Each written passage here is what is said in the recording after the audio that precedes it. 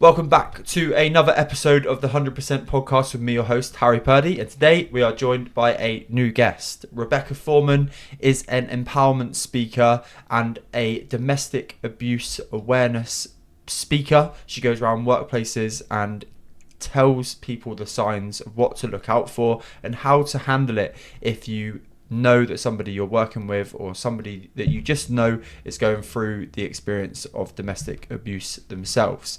We cover the subject from how to break free. We cover the subject of what to do if you're told about it, and also the fact that this isn't just a female dominated issue. This crosses over into males as well.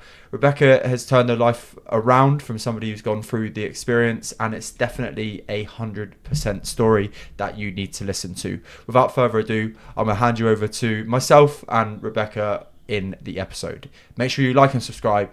Make sure you follow and be around for more content. Enjoy the episode. Yeah. So you do a lot of work in domestic abuse. Yes. What is the hidden cost of domestic abuse in the workplace that, like I wouldn't see or somebody with a normal eye wouldn't see? Yeah, sure. So I think the hidden cost is in staff retention, one of them. Yep. When you have people going through domestic abuse, they're not able to stay in the workplace. You also have sick days. That's a hidden cost. Yeah. Costs a lot of money to support those people who are going through sick days. And you don't know what's really going on underneath that when there is domestic abuse there. Yeah. And I would also say performance, not just with that person, but with the entire team. So when someone is going through abuse and perhaps they're being targeted at work, 75% of employees say they're targeted at work. Wow. So that means their phone calls, emails. Oh, wow. Yeah, being contacted at work or even turning up at work. And that has a ripple effect on the whole team. So that whole team thinks what's going on with them. They're not performing as well. Projects take longer. There's a huge hidden impact underneath all that. So with that, the fact of all of those knock-on effects, it's such a hidden thing in general. And although there are people like yourself that are making awareness on the subject and those kind of things, still not something that's spoken about out loud. Why do you think that is? Is there a stigma that gets not spoken about? There's a lot of shame underneath, I think, and a lot of people don't even realize they're going through domestic abuse. Right. So domestic abuse isn't just physical, it's emotional, financial, sexual. There's all sorts of things that count as domestic abuse. And I think when you don't realize you're going through it, you don't associate yourself with that. And so if you do, there's also a layer of shame, or there are people who say, I don't identify as a victim. Lots of people feel like that, especially men. They'll say, I didn't even realize that was abuse. And so there's people who don't know they're going through it. There's the shame, especially in the workplace. Are you going to tell your boss what you're going through? If it's that culture of, we're high performing people and we don't take days off and, we're all striving together. Are you going to tell them that? First thing that comes to my head there is we all have worked in that workplace where that even something that's half a secret won't stay a secret. That's no so matter true. who you tell. And even if you are speaking to somebody with the highest amount of trust, like a manager that should be by the ballpark, or by the book. There you go. That's what I'm looking for here. By the book, that there's half a chance that they'll tell a family member and then it comes back to somebody else in the workplace. Yeah, that's right. And then it just, goes like wildfire. So I can understand why it's not spoken about a lot. Yeah, for definitely. Sure. There's a difference between secrecy and confidentiality though, as well. So in the workplace, I've heard managers to say to me, oh, well, they told me this thing and I kept it a complete secret. And they think they've done the right thing. But actually, you need to have a plan of who are you going to tell? Because say that person is in an abusive situation, they're at work and but nobody else knows.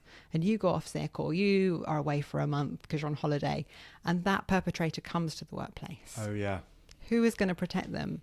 And you're putting yourself and that person and the whole company at risk there. So having a structured plan of who we're going to tell and letting that survivor know means that there's not going to be secrecy as such. It's going to be confidential and people are going to feel safer to come forward when your workplace has a plan of this is actually who we tell. We don't tell anybody else. Are you okay with that? When you're disclosing something. So secrecy and confidentiality are two different things. Yeah, absolutely. One thing that I want to dive straight into with you, Rebecca, is the fact that you've turned a huge challenge into a purpose. So there's a reason that you speak about domestic abuse and those kind of things. Obviously, you don't have to go too much into detail, but if you do want to give a little bit of background, and then how you've managed to turn something that is so challenging into something that now you're so passionate about. Yeah. So obviously I've got a lived experience of domestic abuse. And I think for me, someone recognized the signs of abuse in me. I didn't tell anyone. Oh, wow. So someone recognized the signs and quietly handed me a piece of paper with a telephone number on it. So they signposted me to a service. That saved my life. I used that service. I made a safety plan, and I needed to use that safety plan one day. And that is what saved my life. Wow. And so years later, when I think about how much I've been given, I was thinking about how can I give back in the same way that I've been given. And I thought about the workplace and how I wasn't able to keep my job. And there are many people who weren't able to keep their jobs, either due to abuse at the time or post-separation abuse, or trying to go to court hearings and things like that and keeping that a secret from the workplace. I have hundreds of messages of people telling me I'm in an abusive relationship or I've left an abusive relationship and I'm about to be performance managed out. Wow. Because they haven't shared what's really going on. And they're really capable, intelligent, incredible employees that the workplace are missing out on. And so I thought the way that I can make a big impact here is by reaching out to those workplaces and teaching them about domestic abuse so they recognize how that impacts their bottom line and their people, so that they can keep all their amazing employees, but also stop hemorrhaging money from this hidden risk. Yeah, it's insane. And at what stage I know you've mentioned the word they don't realise that they're a victim, especially when it comes to men as well. So I take it you talk to both parties. It's about both parties. Mm-hmm. There's a bit of a stigma with the word victim mode or victim mentality and those kind of things. And I think there's especially in the personal development world, I've heard the language used in a sense of you don't want to be in that, but actually at some point, with those circumstances, you need to be in that to realise that there's actually a situation that you've got to get yourself out of, right? That's true. Yeah. So I think, don't have victim mentality is that's maybe what some people say, and maybe in some circumstances that's really good because it motivates you. Yeah, absolutely. Yeah. But perhaps in a coercive situation, your environment is being controlled by an abusive person, so you are a victim of your circumstances. I think a lot of people prefer the word survivor in going forward, but you have to remember that your surroundings are being controlled. So it's not about, I'm not a victim, I'm just going to power through. It actually is layers on layers on layers to recognizing that you're in the situation you're in and how to get out of it. Yeah, unreal. So the journey that you've been on, obviously experiencing it yourself and then turning it into a passion, what have you learned about domestic abuse that you may not have known when you were going through it yourself? Gosh, so much. Yeah. When I was going through it myself, initially it started as emotional abuse. I don't know if you've heard of the boiling frog theory, actually. I have. It's very much like that. You start off and it's great, and slowly over time it gets worse and worse. Just like a frog in boiling water, they'll just jump out. But if it slowly gets turned up, they'll stay in that boiling water and they'll die. And I think that emotional side of things, I didn't recognise that as abuse. I didn't know it was abuse. Not until it became physical did I know that it was domestic abuse. I think that's the first thing I learned, is that abuse isn't just physical. It is emotional. It is financial. I didn't realise that. It is sexual. There's lots of different layers to it. Also, I learned that it's not just about partners. It's your family members. It can be carers. It's your ex-partner. I didn't know that post-separation abuse was a thing. And it certainly is. When you leave an abusive person, that isn't often the end of things. It often gets worse at that point. And I didn't know that at the time either. So when you made the cut, you realised that things actually got worse? Because I get, only from assumption, I guess that people who are domestic abusers, there's an emotional layer missing. that they don't realise that they're going into sorry, not making excuses, by the way. I'm just no. There's of course, an emotional awareness and an emotional regulation just completely missing, to the extent that obviously they can hurt people that they apparently love. And so when the control element has gone and you're out of there, that emotional regulation or the emotional reaction just gets 10 times worse, because there's nothing that they can do about the situation. That's right. I think people need to remember that leaving an abusive person is the most dangerous time for exactly the reason you just said. Yeah. When they feel like they're losing control of the situation, they'll do anything they can to get that control back. And that's a really risky time. That's when things often escalate. So what did you do do you mind me asking about your plan to leave? Yeah. What kind of things if people were listening to this are like, I'm thinking about my own plans or whatever, what did you put in place to make sure that you were as safe as you possibly could be when you left that emotional relationship? Well, it's important to remember that my plan isn't going to be the same for everyone else. Yeah, cool. So calling the National Domestic Abuse Service, they will help you write a personal plan. Okay. So that one that's right for you. For me, I did lots and lots and lots of things. One thing that's really good to do is write a diary if it's safe to do so. So having it on your laptop in a folder within a folder that's locked, that place is a good place to have a diary. The reason it's good is because you can recognize for yourself what's happening. A lot of time, you might have heard of gaslighting. So your experiences aren't, you doubt your own experiences. So having it written down, this is what happened on this day, this is what happened on that day. When you go back to reflect, you can see the reality of your relationship. That's one thing I did. But also it helps for in the future, if you do need to go to the police or you are in family court, you've got a record there of what actually happened that isn't skewed by time or someone else's comments. So having a diary, having a spare set of keys. So I had some keys with my friends. I had made copies of all of my important documents, my passport, my ID, everything, and had it with my friend. I had a go bag. Essentially, I had a second phone that was kept hidden. Where were they? Yeah, the second phone thing was really scary. Yeah. Because if it gets found, that's really, really risky. So I had it all in parts, like the battery was out, the SIM card was out, everything was out. Because if my phone got taken, which it regularly would be, I would have another phone to be able to use to call for help or call a friend or something like that. So that would be kept in a drawer, in a sock, in a thing, and it was really well hidden. So yeah, some people can't always have that. There is an incredible company called Ask Joan, and they've got a thing where you have a kettle or hair straighteners or something, and you flick that switch in a certain pattern, it will send out a message to your certain person to say that I need help or whatever your prescribed message is. Wow. Yeah. Almost like Morse code. Yeah, it kind of is. Yeah, like it sort of sends out a signal that lets them know that you need help if you haven't got a phone or whatever. But yeah, safety plans, there's all sorts of things you can do to form a safety plan, but those are some of the things I did. One of the interesting things I think just in general about human psychology is that when we're in situations that are good, we can quite quickly focus on the negative. Mm-hmm. And I mean, I recently reread that our brains are biased on a 9-to-1 level anyway, negative. Really? For every 10 thoughts we have, 9 of them are likely to give us a negative connotation. That makes sense, yeah.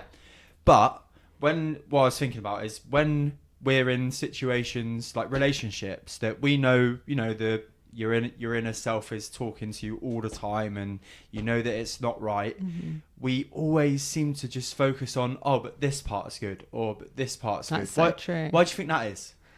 I think it's safety. Safety. I think when you're in a relationship, there's a form of like, we're in this together, this is safety. You love that person, and love is blind and whatever, Weird, yeah. So you love that person. You want to see the best in that person. When it comes to domestic abuse, it's a pattern, it's a cycle. So there's a honeymoon phase, and then tension starts to build, and then there's an incident, whatever that incident looks like, and then there's the apologies. And those apologies feel sincere. They feel heartfelt. They're followed with gifts or real change in behavior for a time. And that actually, I hear that it can be very addictive. And so it's called the trauma bond. Oh, okay, and yeah. you actually become physically addicted to that person in the same way you're addicted to drugs, for example. It's the same chemical reaction. you are stuck in that cycle. So it's very, very hard to break. But again, when you love someone and you want the best for them and you're living with them, I mean, trying to leave a safe relationship is hard enough. You know, your finances are joined together, your friends, you know, your house, everything. Yeah. So leaving that is difficult enough. Trying to leave an abusive relationship where you haven't got control over things, that's really difficult. That's yeah, I think it's just remarkable. And you know, when I found you online and we met online and I looked at your story, it definitely fits in with the 100% philosophy, and spoken to so many people on here where they've been through utter fucking carnage, like, just to be blunt, but then they've managed to switch it around. What was it within you that's, because it's really easy, isn't it? And we all know people that, I guess, would go through a bad situation and allow that to kind of rule their life. What was it within you that made you go, do you know what? I know we've spoken about what your purpose is, but I think this is very different in terms of what it was that actually made you become who you are right now than the person that maybe that sometimes still turns up in your head or in your experiences or in your thoughts where you were a little bit like scared and to not put yourself out there and say something. Yeah, that's a good question. I don't know what it is about me specifically. I think for me it's taking one step at a time. So had you met me back then, I couldn't make decisions. I couldn't even decide what food shop to go to because I didn't have the money to go to the one that he would have wanted me to go to. So I felt like I couldn't decide that one, and I just was a mess. I couldn't make any decisions. I felt like I was the most negative person. That's what he would tell me. I was the most negative person he'd ever met. Wow. So I felt like he said I couldn't be spontaneous. So I felt like I couldn't be spontaneous. I felt like making decisions was really hard. And I think it was one step at a time. And one thing I did actually was join CrossFit. Oh, yeah, wow. So to make some friends, to meet people, to get out, because I'd moved towns completely, counties even, to get away. So meeting other people, doing something like CrossFit where you're, to start with, absolutely rubbish. No idea what the moves are. It's a whole other language. You're like, I don't know what's going on. Little by little, I got better and better, made more and more friends. I ended up competing. And I think that gave me some self-esteem. And that's kind of addictive in its own way of like, oh, that was really good. I like that feeling. I'm going to do something else. And since then, I think almost every year I've tried something new, something like snowboarding, skiing, mountain biking, whatever it is. You're suffering the consequences of that at the moment, right? Yeah. So I think that doing little things to make me feel better helped me feel better and then do better. And it's just become a cycle of each year that goes by, I feel more and more confident, more and more willing to try new things. Not sure if it's something I already had in me, but it's something that's really developed over time. Yeah. So I don't mean to ask this in a, you know, like a blunt way or whatever, but in some ways now, although what you went through was negative, is there some way that you look back at it and you're like grateful for the fact that it's... All the time. I think my life would have been so different had I not ended up in such a difficult situation and learnt so much. I was forced to learn so much about myself and my own patterns and take responsibility for some of that. Not that I'm ever to blame for what happened to me, but I had a lot to learn. And I was really young when I was in this relationship. So I've learnt a lot over the time. Maybe grateful isn't the right word. Yeah. Because, you know, of course, I obviously wish that had never happened to me. And I'm sure people listening wouldn't want that to happen to them either. But I'm grateful of the things that I've learnt, definitely. And the challenges that I've had. Yeah. And then the experiences side of things, is that just a part of you that has realised that, you know, life's short and bad things can happen, so I'm going to make the most of it? What is it that's leading you on to try on all of these different experiences, sports, whatever it may be? Yeah, I think, like, as I alluded to, like, I'm really grateful for having life. And it was a time where, you know, I might not have been able to be here now. So I really love taking on new experiences. And I think, yeah, it's like a whole new lease of life. Domestic abuse takes so much from you that it's nice to claim new things back and a new identity in a way. And there are so many things that I've never tried before.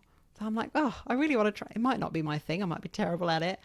or I might love it and I might make a whole new group of friends. And so it's that thing of, and you talked about negativity. Your brain goes, well, I only learnt to ride a bike in December. Yeah. So, you can't ride a bike. You're too old. Imagine trying to learn to ride a bike with people watching you. You're too old. You're going to fall. You'll break your leg. You can't afford to break your leg. You have all those negative thoughts. But I also like think of the positives too. But what if I get so good I end up as a Red Bull athlete? Yeah. But like it's a joke, but like the negative side can be so far-fetched. Why can't the positive side be so far-fetched? Oh yeah, it's crazy. So I do often try and think about like the extreme positives. Where could this really go? If it was really, really good, where would it go? And I think trying new experiences means I get the chance to play around with that. And I've been listening to a book from Joe Dispenza recently, and he talks about neuroplasticity, which is essentially when you plug in my own thing here, but journaling and counterbalancing your negative thoughts with a positive one, and ruminating, and I guess a little bit hippy dippy, but like visioning what you want to happen, it can start to rewire those negative brain patterns. And in terms of identity shifting, in some ways you're completely forced to change your identity, right? And who you were and who you wanted to become and all of those kind of things. But actually when it comes to transformation coaching and life coaching and helping people with their wellness, fitness, mindset, whatever it may be, there's got to be some element of believing it before they do it. In some ways it's all very well and good having like the plan wrote down and the goals wrote down, but actually going through the motion of thinking, do you know what, like this is who I'm gonna become now. Did you have like a moment where the light bulb and you just sort of like visioned this person in the future that you wanted to turn into? Yeah, I think I remember a long time ago when I left my abusive relationship, people saying to me, oh, you could write a book or you could do this. And at the time being like, absolutely not. No way, I could never do anything like that. But now I am writing a book and, nice. All those sorts of things. And now I do use visualization all the time. I think it started in CrossFit of like visualizing the lift, the technical Olympic lift that you're trying to do, visualizing it going well. And now I use visualization all of the time. So I do imagine myself like riding down that hill on the bike or snowboarding down that piste or whatever it is. Visualization is a huge piece of it. And I can't even imagine the person that I'm going to become. But I'm always really excited about like what's the next level of Becky, So good. Yeah. Completely agree. And even something as simple as, mid-set of a dumbbell shoulder press. We've all done it. You're like, Jesus, this feels heavy today. I'm not sure I've got the 10th rep in me. That 8th rep feels really hard. And then you almost talk yourself out of it. However, if you go into that set, something as simple as a weightlifting set, and you're like, I'm going to get 10. Yeah. And you just keep, I'm going to get 10. And it's unbelievable. It almost does something to you. It does. I think there's the element that you're physically capable of doing it. You couldn't go in and not have lifted the 20s before and whatever. But if you've trained, if you're almost ready for it and you know that you're in that part and you are, you're working to failure and those kind of things, and you tell yourself that you're going to get that many reps, and maybe there's half of you that knows you can, but then there's also a little bit of doubt. If you bring the doubt in, it will quickly shut the possibility down. Definitely. If you bring the positivity in, it will bring it up, bring the weights up. Yeah, it's actually quite a powerful thing that again is missed in terms of life. We were talking about what I do before, and one of the beautiful parts about my coaching is that I just try and unlock the next stage up of people's beliefs. Yeah. And I love it when I see that it's happening in people in front of your eyes. It's really cool. Yeah. It's like a life PR, like PB, sorry. Like yeah, each like level. a life PB. Yeah. Shit, I didn't realise I could do that. And when you see other people do it, like I had a little bit of a caveat away from our conversation today. Good. A client on Sunday that I just almost egged them on to sign up to a 10K and be able to train for it. They'd never run before. And I was like, you will be able to do it if you follow this plan that I give you. I'm not sure I can. And on Sunday they do it, and you're just like, oh wow! You'd never even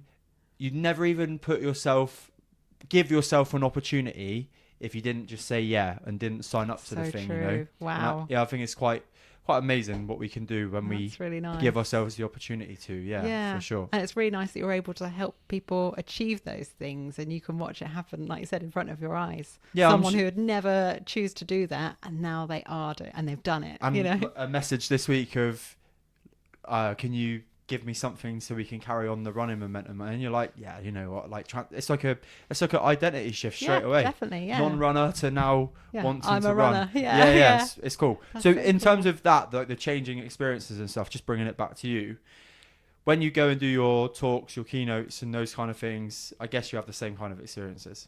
Yeah, I guess the first time I did it, I was really nervous, and I thought, oh my God, what if I'm really boring? What if I forget everything? And you do the first one and you're like, oh, that's good. Actually, I can do it. How much of a buzz do you get after Such a big buzz. Yeah, it's cool, now isn't it? I love it. I love it. I'm like, I've got the mic and no one can take it from me. So yeah, I love talking now. But the first one was really, really nerve-wracking. But like you say, it becomes an identity shift. Like, I am now a speaker, and people resonate with what I say, and they come and talk to me afterwards. I know it's doing good things, and I get testimonials, and now I'm an official speaker. So that's a new part of my identity that I didn't have before. What do you, just like quickly go into your keynote then for the listeners? Like, what is the things that you make sure that people are aware of when you are going through your talk? I think the main one I do is an AAA framework. So it's about awareness, asking, and action. So being aware of the signs of domestic abuse, what it looks like, knowing how to ask, making sure that you're in a good place that you can ask, regulating yourself. So asking, and then the action is signposting people onto the right places. So who are you going to signpost them onto? How are you going to keep it confidential? Those sorts of things. So yeah, that framework is one of the main things I talk about. Yeah, it's cool. And then in terms of the things that you said earlier with regards to, even in my head, I was like, oh shit, yeah, financially impacted, emotionally impacted. Obviously, there's the physical one. What were the other ones that you mentioned as well? Sexual, yeah. So technological. There's all sorts of different types. Yeah. In terms of the many signs that people could be going through that they're not noticing with regards to financial things, and obviously there's some obvious things there that we don't need to allude to, but what are those signs when you're like, this may be creeping over into other areas of my life? What do people need to look out for there? Well, finances is a good one. So a lot of people have joint accounts. I think when you realize all of your money is going into one pot that either one of you has control over, and you're not allowed to have your other pot of money, that is when you start to realize that's a form of control. I might tell you a story about a guy called Chris. So that's not his real name, but he's given me permission to share the story. Chris was the head of finance for a law firm, and he was the life and soul. Everybody loved him. They called him a big teddy bear, and he loved all the gossip and things like that. So he'd go to every lunch or whatever. But slowly over time, he stopped going to these lunches, and people just thought, oh, maybe he's not interested as much anymore. But that was a sign. And the reason being is because he didn't have access to his bank cards anymore, because he was being financially controlled by his partner. Jeez. And he didn't want to tell anyone, because he was thinking, I'm the head of finance of this company. If I can't be controlling my own finances at home, how will they give me, how will they believe in me here? Eventually he did tell someone, and they said, oh, you're a 6'2" man. How can that be happening to you? Just take your bank card back. And they didn't understand. And eventually he left that job. He's doing amazingly now. But at the time, that was a sign. Someone who's not doing the things that they were doing before. I think that's like maybe an overarching thing of, if you see someone and things are changing, it's just being curious. I wonder why that's happening. I wonder why that person is late. Is everything okay? Is everything? Yeah. I wonder what's going on behind that. What's stopping them from turning up? Why are they no longer coming to our social events? Why do they have to leave at 9:00 after running club on the dot? Why do they always do that? Why do they always have to answer a phone call at this certain time? Why do they flinch, or why are they on their phone so much? Instead of leading with judgment, like, oh, they're always on their phone. I wonder what it is. Do they have to respond to someone? If they don't, is there going to be an impact? I was just in my head about who's done a reel recently about judging really quickly, and it was you. Yeah, it was me. On the air. Yeah, on the airplane. Yeah. It's actually something we're all so guilty of at times, and like sometimes I'm like, oh God, the aware. Like, so I like to think I'm reasonably aware, but sometimes you're just like, fucking hell, I didn't see that coming. Of or course, like it yeah, happens even to everyone. yeah, Like I'll be driving and someone will cut me up, and I'll be like, "Oh, for God's sake, I didn't." But maybe there's something going on. Maybe they're in a rush to go to the hospital because their partner's having a baby, or what. You never know what's yeah. going on for people. So I think trying your best. You can't always be perfect, but trying to lead with curiosity is the key there. And the one thing that I'd say, this is more general life chat than obviously the subject of today's podcast, which is you and what you do. But the people that you do that the most in front of, so you're less curious. So normally the people closest to you, aren't they? So That's parents, true. Yeah. like the amount of times I have to catch myself when I'm like, for God's sakes, dad or mum or whatever, and I'm like, no, just be calm. Like they don't know how to use their phone or whatever it is. Yeah. Like what is it I can help you with then? Like how can we get Yes. you better at this situation, Yeah. whatever. But it's difficult, and I think it's if you could take that compassion and awareness and lack of judgment that you would do with a stranger that may be having problems and just take it into your own life with the people around you, everything just slows down a little bit, doesn't it? Yeah. And it's just easier to communicate, nicer to think about what your next actions are going to be. And That's right. Yeah. Slowing down is the key there. Yeah. Well, how do you slow down best? How do I slow down? I do something called grounding. I ground myself. So if I notice that I'm not, I'm running 100 miles an hour, which I often am. Yeah. Same. Doing something like grounding is I use my 5 senses. So say I hold a cup of tea and I feel the warmth of that in my hands. I feel the weight of my body on this seat. What can I smell? What can I taste? Can I hear the traffic outside? That's one way that I slow down and sort of regulate myself before making decisions or having that kind of conversation to say, I've noticed the signs in someone. That's one of the things I do. Unreal. So moving the conversation on to you, I like to ask these kind of questions, with regards to your overall wellness and things like that now. So what would be the 3 habits that you do now that make you turn up as you are, like with your best energy and all of those kind of things that, you do 5 times, 6 times out of 7 every day. Okay. Every week, sorry. Yeah. The first one probably sounds cheesy, but it is gratitude. I wake up every day, I'm grateful for just being here. But sometimes that's hard, right? Sometimes you can't just wake up and be grateful for everything. Some days are harder. So I think of like silly things like, I'm so grateful that there's chocolate in this world. Or I'm so grateful that we have fancy dress because I love dressing up as a banana or whatever. It's just stupid stuff like that. But I'm genuinely grateful for that. And even when that's hard, I do think something called an awe walk. So I go for a walk and I notice things that will inspire awe. Yeah. So like, oh, wow, that butterfly or that spiderweb or whatever it is looks really cool. Those things bring you back to reality. That is something that's really important for me on a day-to-day basis. I love that. Exercise that isn't about punishment. Yeah, nice. Exercise that I'm enjoying. So running, dancing, those sorts of things. Cycling, those sorts of things are the things that I do. It's not a punishment for having eaten something or not eaten something. It's something that I'm moving for my body and for fun. That's something I'm doing a lot more of now. And the last one I think for me is remembering my why. Like, what am I doing? Why am I turning up every day? And so that might be rereading messages from people who've said, thank you for the work that you're doing, or I'm in this position, I need some help. That's my why, and that's what makes me turn up with a lot more energy that I might not always have. So remembering my why.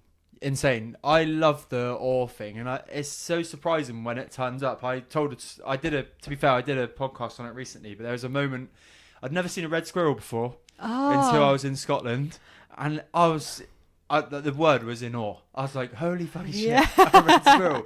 But it's so bizarre, like how something so, well, in terms of like in terms of wildlife and whatever, and it's not like I guess it's rare down here, but it's not like a rare species, or it wasn't like a massive elephant, it wasn't a giraffe, it was a red squirrel, and I was like a little kid. Rare. I was like, it took me aback. It was really, really cool. That's nice. And in terms of the energy that you have to bring for talks and when you go and do your education parts in workplaces and whatever, does that change? Is there something that you would do before that, before you go into, you know, be this person that's talking in front of people about something that's quite, I guess, hard hitting? And is there anything else that you do to get yourself prepared for those kind of situations? Yeah, I do a few things. People often say that I'm joyous in talking about the thing that I'm talking about, and that's what I try to be, is because it is a really heavy talk, or it's a heavy subject. So I try and put some levity in there with analogous stories. So stories a bit like the airplane story, where something like that, to bring some levity to it. One of the things I do is stand in that W position before talking. I stand like in a power position to make myself feel in front of people. Or no, no, obviously not. I do it in the bathroom usually. They start copying you, like, just start like this, like a cult. This is what we're doing. Yeah. No, I go to the bathroom and I stand in that power position, and I'm like, you know, and I do the grounding thing too. Like, I'm safe. I do this binaural tapping as well. I'm safe, and I'm powerful, and I'm in control of this, and I'm here to give something. I think sometimes when you do a talk, it's easy to think, like, what are they thinking of me, and thinking all about yourself rather than what am I putting out for them, what am I going to give them. And that's a different way of looking at it, which means you can bring a bit more energy to that room, because you're trying to give them something rather than worrying about what they think of you. I think the power of switching your thinking outward is so massive.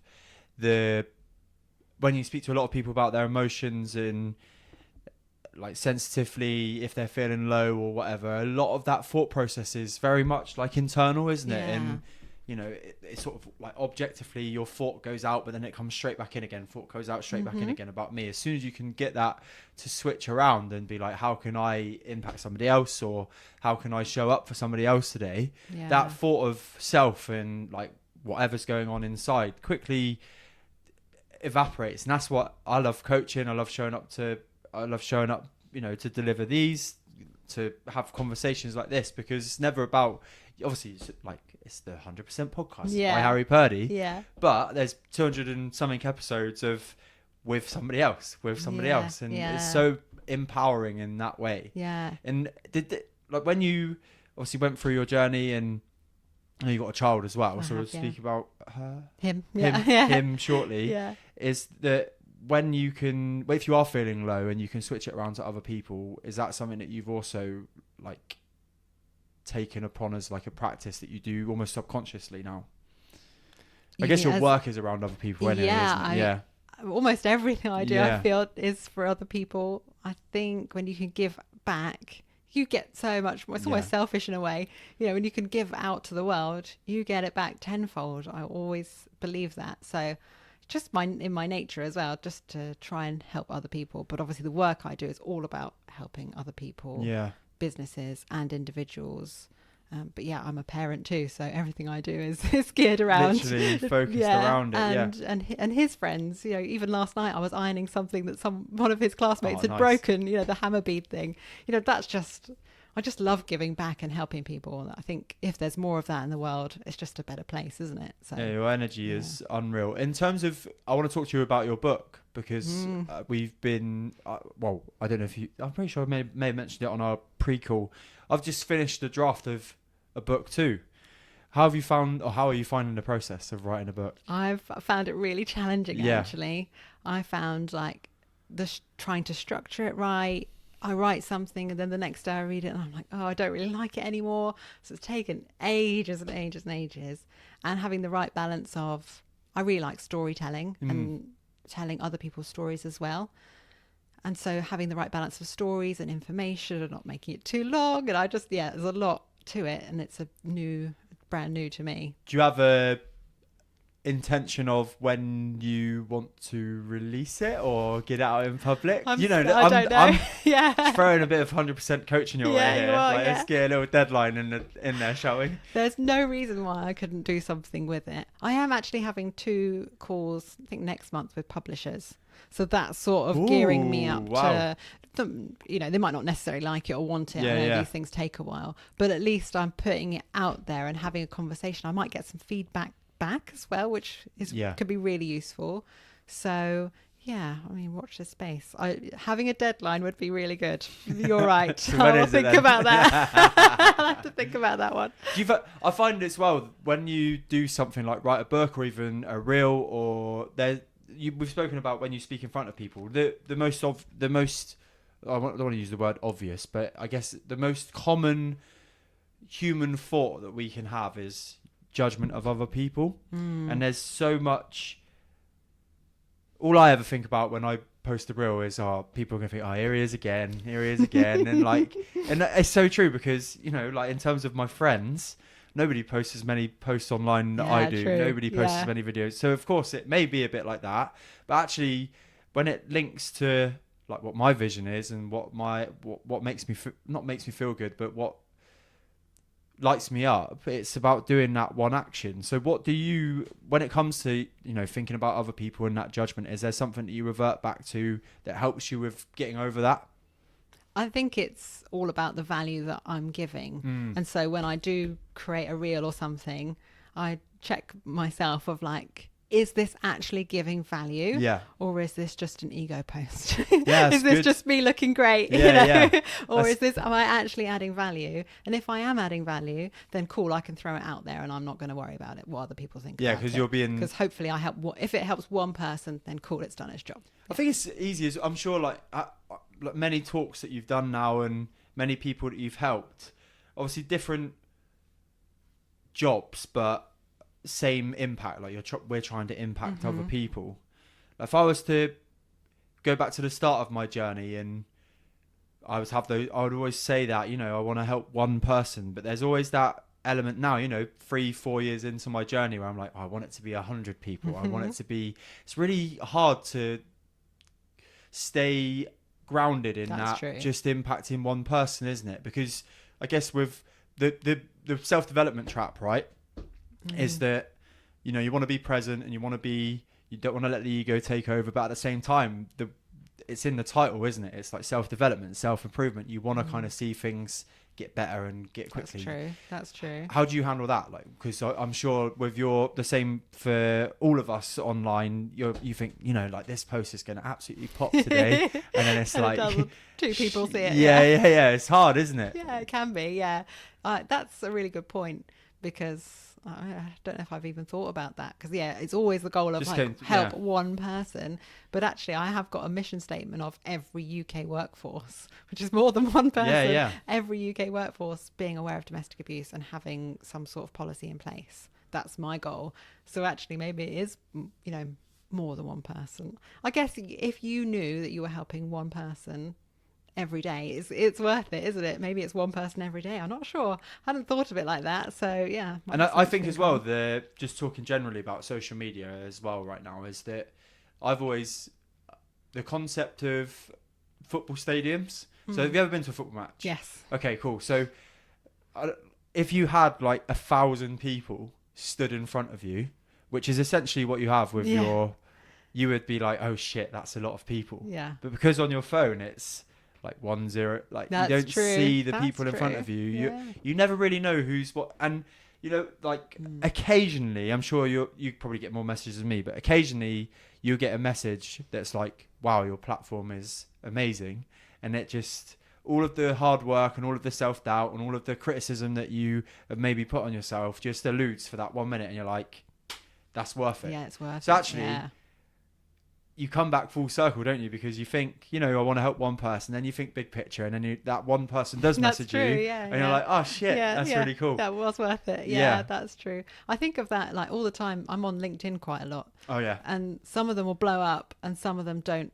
at all. But I often, with the ones that don't at all, I'll get messages privately. I think because of the nature of the topic, yeah, of course, people don't want to share, and that's obviously fine.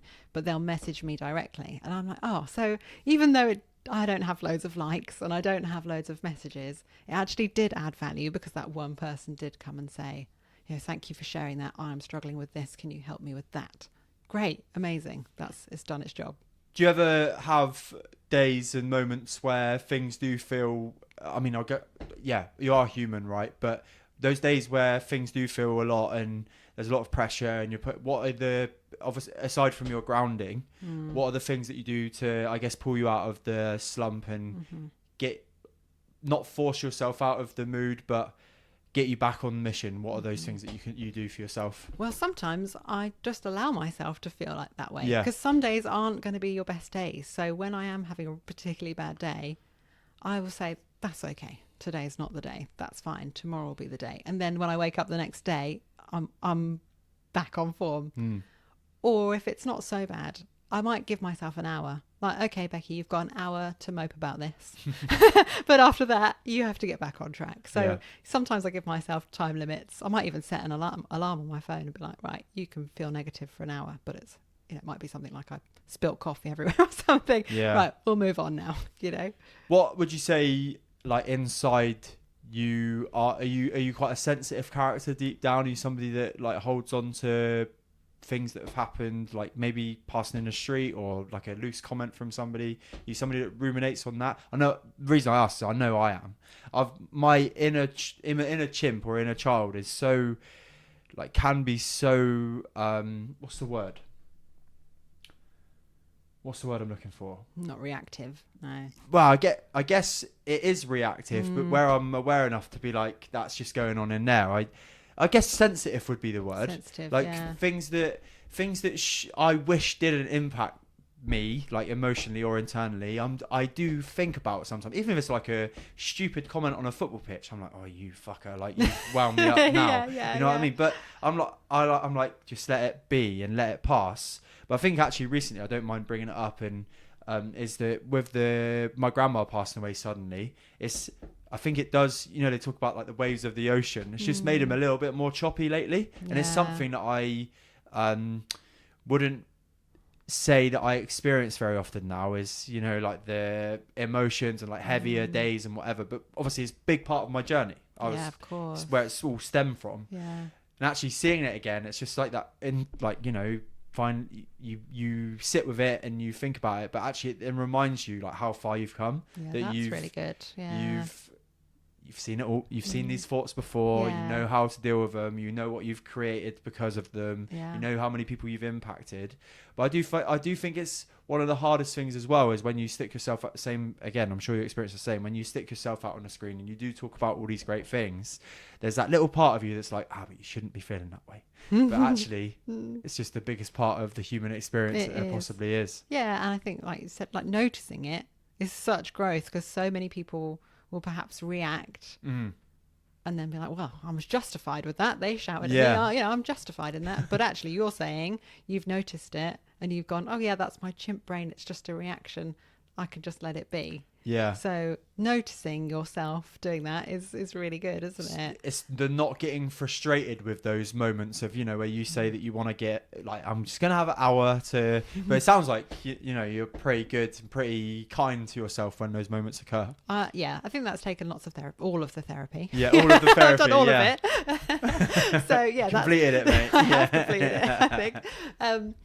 So yeah, that's not easy to do.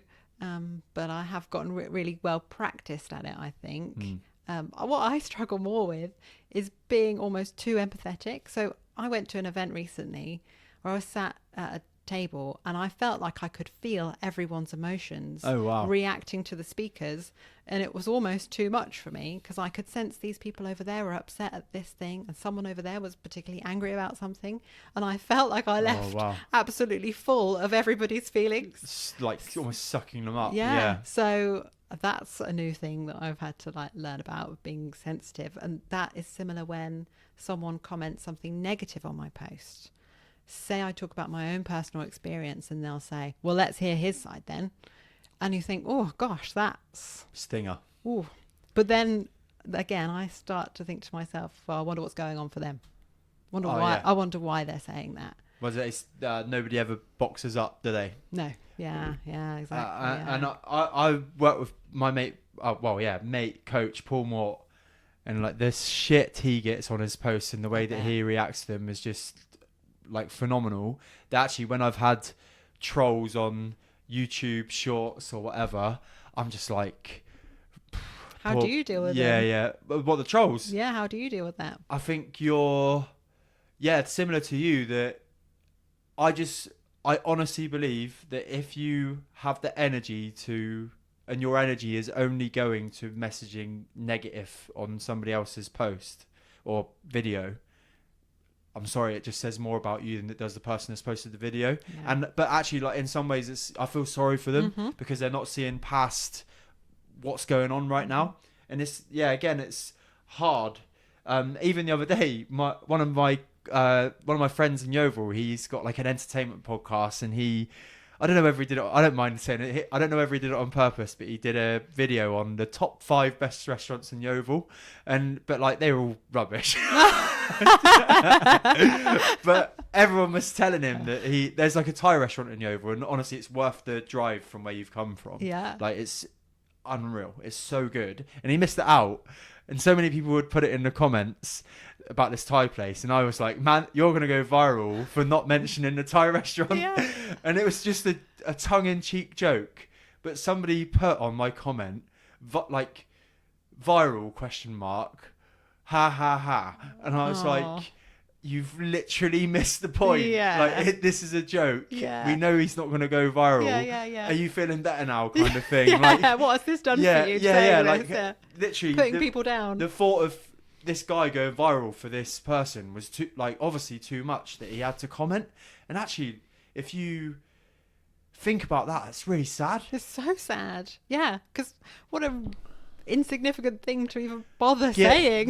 What's the point? I was like thinking of all these smart fit comments Yeah. that I could have said, like, are you feeling better now, or what? But actually the energy of like that just isn't worth it. And it's a hard space to be in, being online and throwing yourself out there, especially with not derogative or challenging subjects and deep subjects, because like emotions, fitness, especially with the weight loss jab now, and talking about things like that. And on your side of things, there's always that one person that's like, oh, like, let's hear the other person's side of the story, kind of thing. Yeah.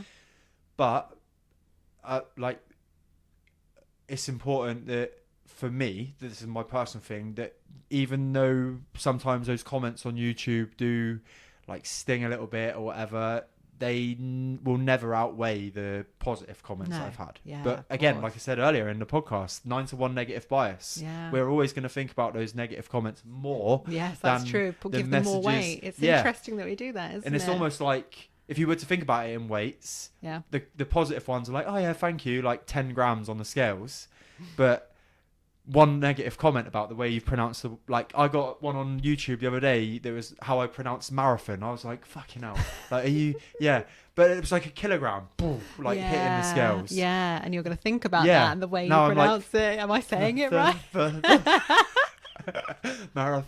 But some people do that on purpose, don't they, in their videos, like pronounce things incorrectly. Say things wrong, or misspell something on purpose to get people to comment, because more people are more likely to comment negative things, and that's even terrible, isn't it? I really don't like I don't appreciate what the algorithm does to people, because I'm sure there are people online. Well, in fact, I'm sure she's amazing. I'm sure she's a lovely girl, but I see constantly like a woman in the gym, and clearly the videos are scripted. And I'm just like, you're supposed to be promoting fitness, wellness, gym environment, blah, blah, blah, but you're doing it in the most fake way that you possibly could. Like, is that good? Like, I don't know, but you're getting 1 million viewers because the videos are good. But then the comments, it's not as though people are naive enough to not realise that. So they're all saying something about it. And 1,000 comments saying, oh, nice scripted video, might actually be a success to that. And I just think that's sad. Well, it's difficult, isn't it? Because that person is, like you said, the algorithm's doing that. And so because people are negative, it means they get more views. And I find the algorithm hard with, like, the echo chamber. You end up just seeing the things that you post about, whatever. And I'm like, I want to see other things as well, other people's views. I think people often are scared of being cancelled. I've seen a lot of that at the moment, like people being afraid of being cancelled or having a view.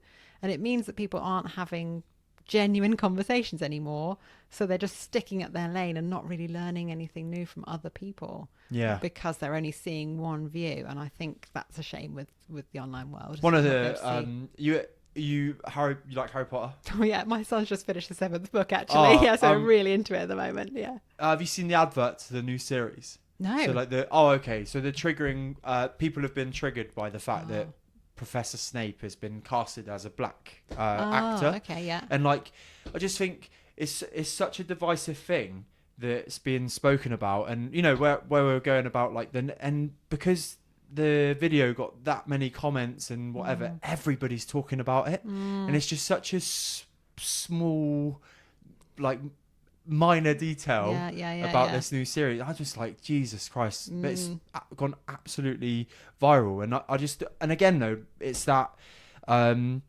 questioning like why that is. You know, obviously Alan Rickman was, I think, like, for my childhood, like he was he was Professor Snape, right? Yeah. So people are disappointed about that. Maybe, yeah. And it's I think that's okay to be disappointed, but then allowing it to go into an emotional thing, and then also on the other side, people going, "Oh, you're racist because it's not," and you're like, oh, it's not about that. It's just about having a common opinion on a subject.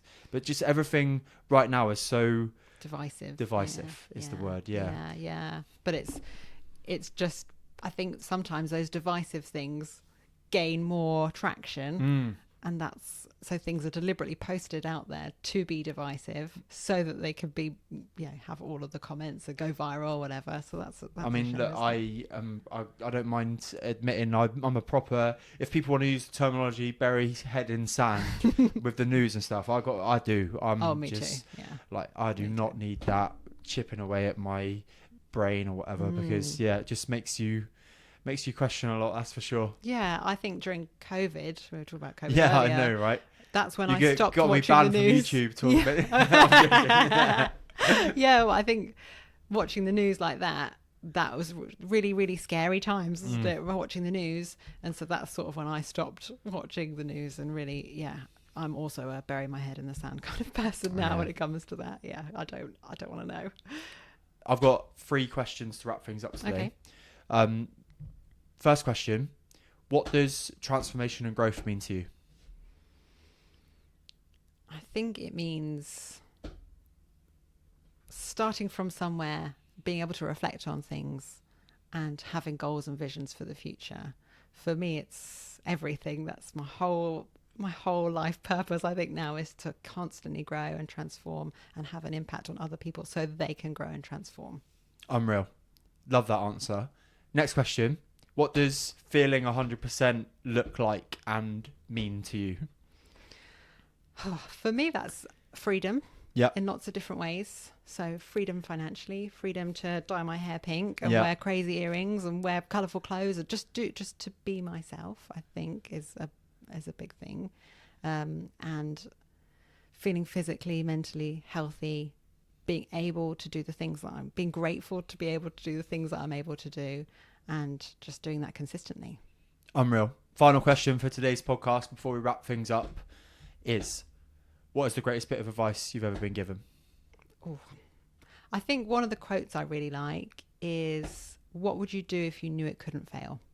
I love that one. I've had that in my mind since I was a teenager. Wow. And that really encourages me to take bigger, bolder, braver steps. Yeah. What would you do if you knew it couldn't fail? Wow. Well, I'd do everything and anything if I knew it couldn't fail. Yeah. And so I like living by that and thinking of it in a positive light. Yeah.